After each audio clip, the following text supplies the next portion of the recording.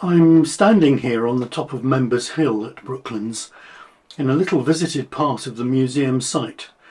This thick concrete post is one of the supports of a flak tower, dating from the Second World War, and was one of the many structures erected to defend the Brooklands site from German attacks.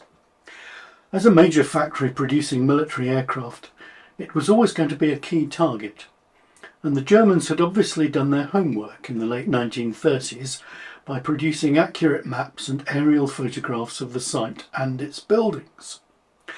The very layout of the oval banked racing circuit made it easy to spot from the air, and its location in southern England put it well within range of enemy bombers based at the airfields in northern France, taken over by the Germans.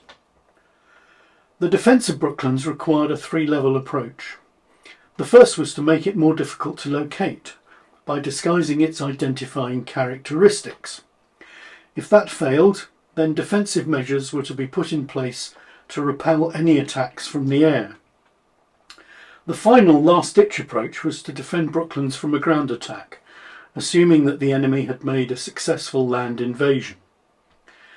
Disguising the site was a major operation, involving a range of camouflage techniques. Huge areas of netting were draped over buildings, and the track with coloured hessian on it to represent vegetation. Paint was used on the factory roofs to represent different buildings or even countryside.